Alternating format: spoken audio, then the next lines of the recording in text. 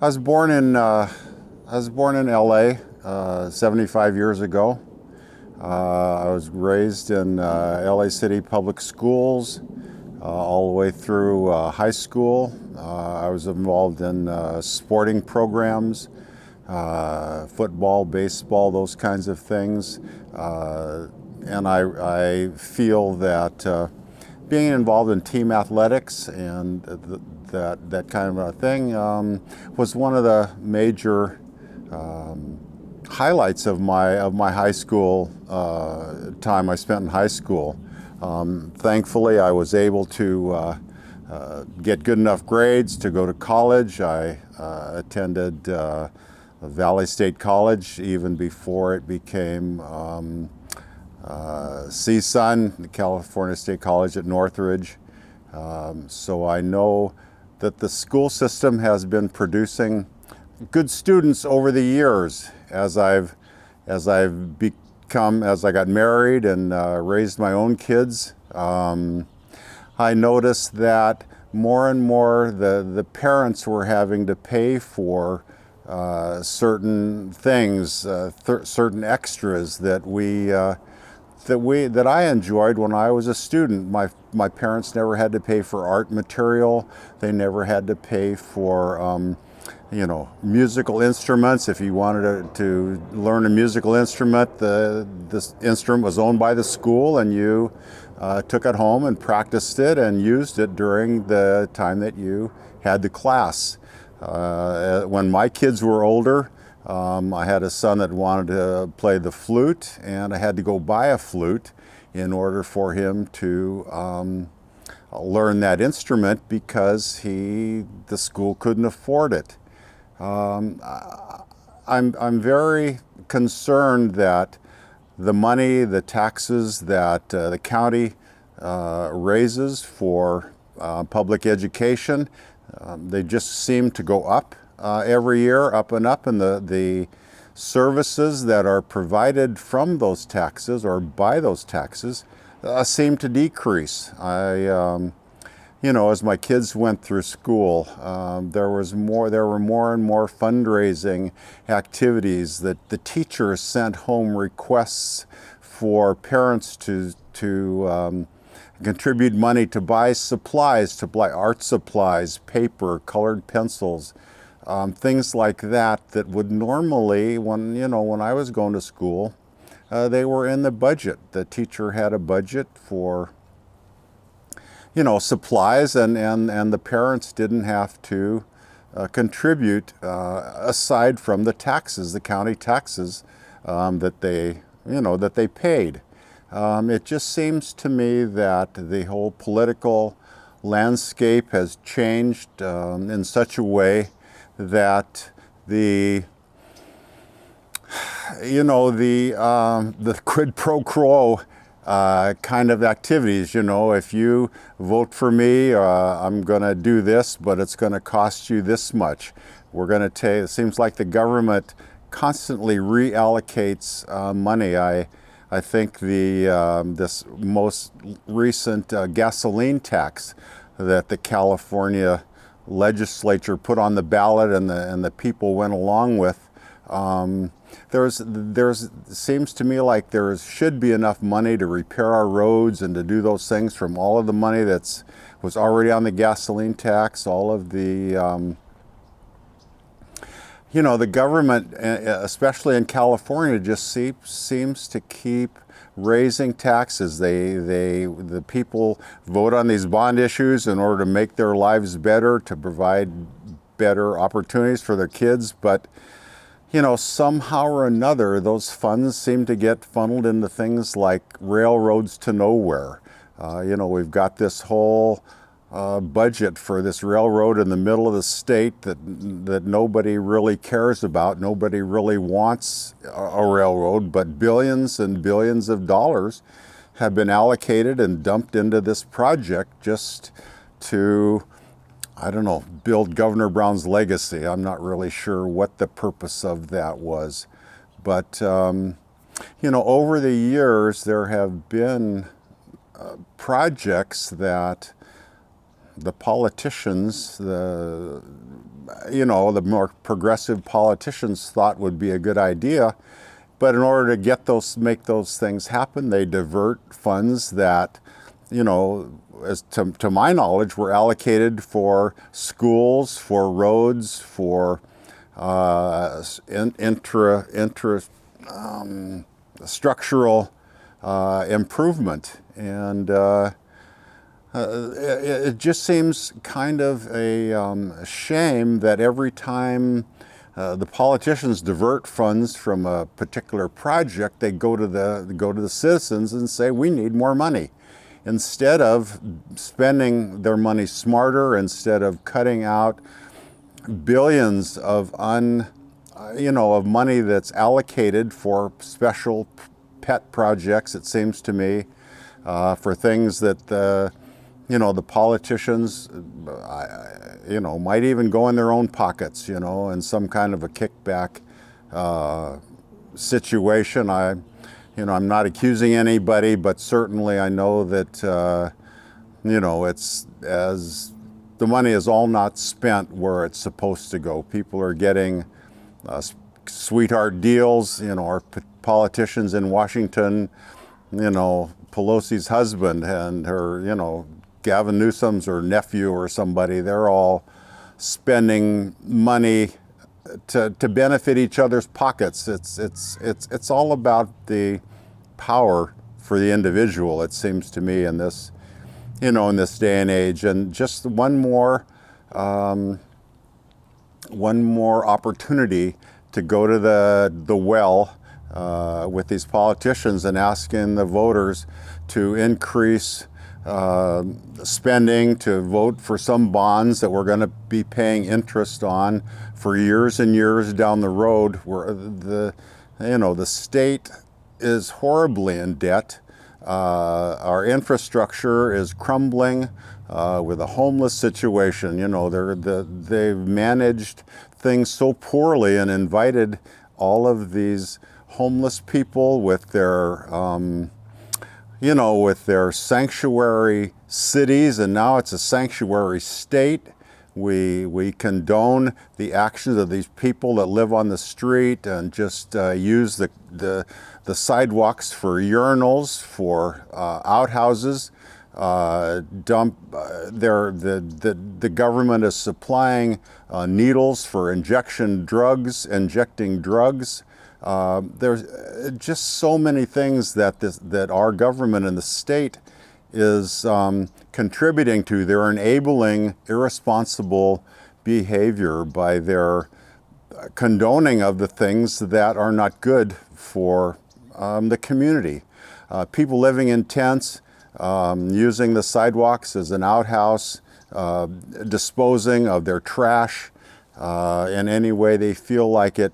The rats, the idea of bubonic plague has raised its head. That's the way people lived in the 16th century, 17th century.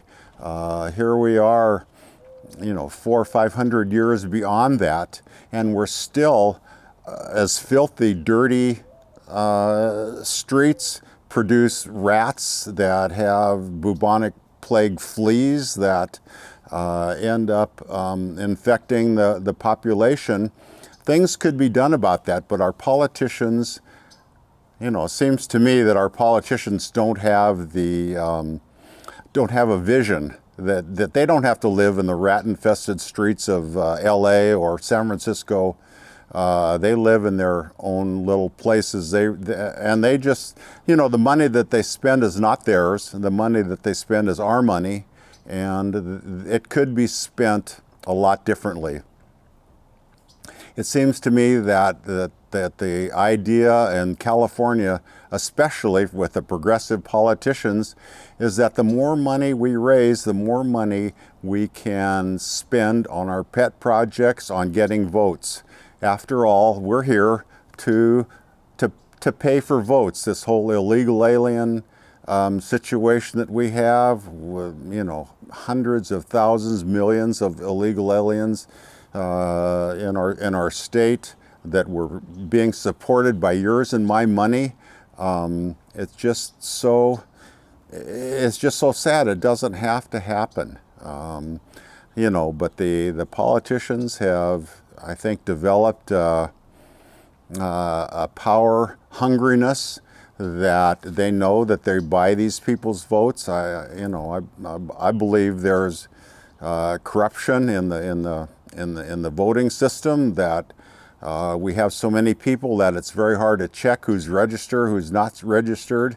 And since the Democrats don't want to condone voter ID, anybody can say they're anybody that they, when they go to vote, who knows who they are, because we don't require identification. I mean, that's the craziest thing I've ever heard. You have to have identification to drive a car. You have to have identification to buy cigarettes. You have to have identification just to do just about anything, but to vote in this state. And you just go up and tell somebody who you are. Nobody really knows. The people knows who on the rolls. You just give them a name and an address, and they check you off. It's just a very corrupt situation, a very corrupt system, and it does nothing but keep the people in power, the Democrats in power who are already there, and they reward these people that cheat the system by giving them free medical, free dental, free eye care, everything sponsored by yours and my dollars. That my kids don't get free dental care or free health care. I had to pay for it my whole working life. Thankfully, I had an employer that was able to provide that, but it was not given to me. It was not. I wasn't entitled to it just because I lived, in a certain place. It was earned. It was part of the contract with the company that I worked for. The state of things in California, the situation in California has just gotten so out of control.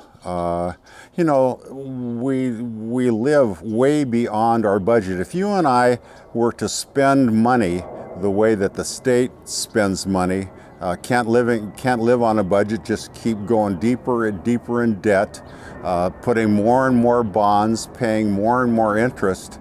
There's got to come a time where it's going to break. I mean, the Ponzi schemes, the building, these ideas of building all these bonds on the backs of our children. Our federal government can't live within their budget either. We're trillions and trillions of dollars in debt. It just keeps getting worse. We can't keep mortgaging our children's, grandchildren's future.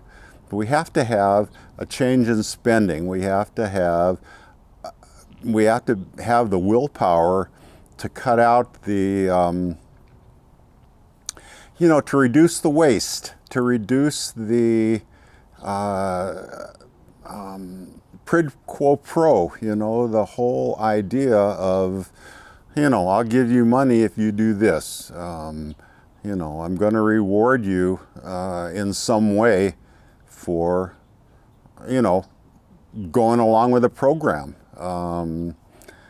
Our whole way of governing just seems to be the people in power want to stay in power, so they use your and my money to reward the voters, the votes they're buying with with perks. Those of us that are the taxpayers, the people here, what do they say, 48 or 52% of California citizens own, earn the money, and the other 48 spend it.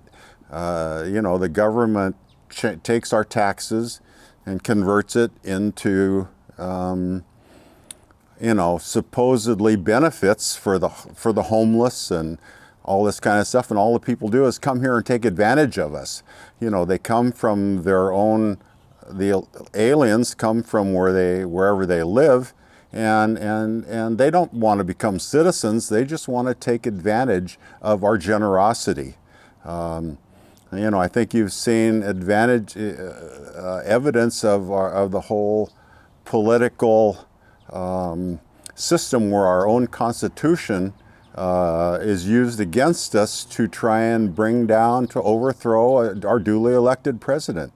I'm sure a lot of you people may not like President Trump, but he was elected, and we've always been in a situation where half of the people don't like the guy in office, and half of the people do. So we wait for 4 more years, and then we try to change it. We don't try to overthrow via a coup or via whatever they did there in the House of Representatives to get rid of the president. It's just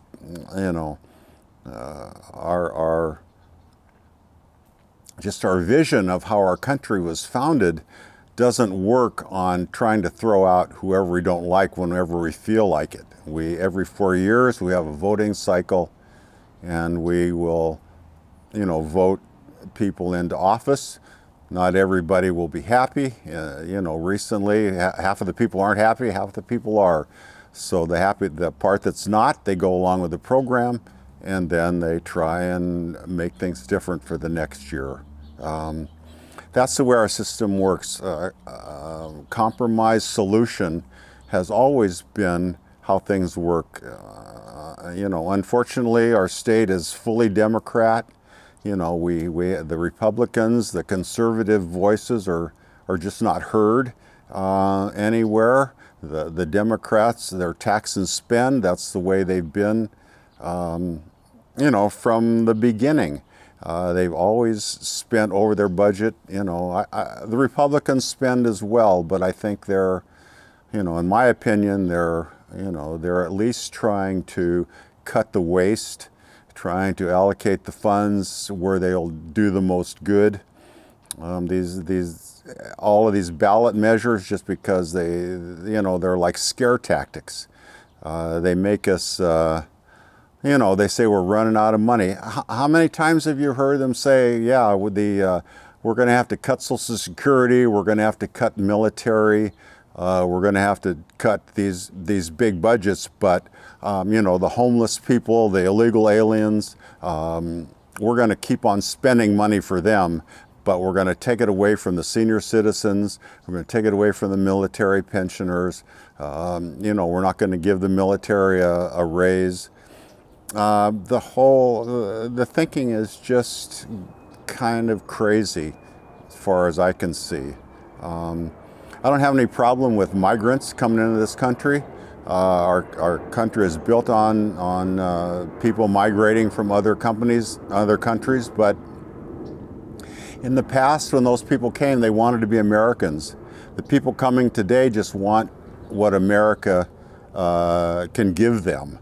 They're looking for a handout, not a hand up, as far as I can see.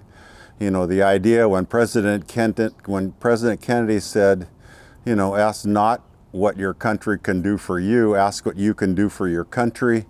That whole line of thinking is just so far out the window in this day and age, 50 years, 60 years after Kennedy was elected. We have gone 180 degrees from that. These people come here from south of the border, and they just want everything that this country, they just expect to be given happiness, given benefits, given things, gimme, as they come across in droves, millions a year come across here. It's just way out of hand. I mean, there's a legal way to become a part of our country, and I am for the legal way.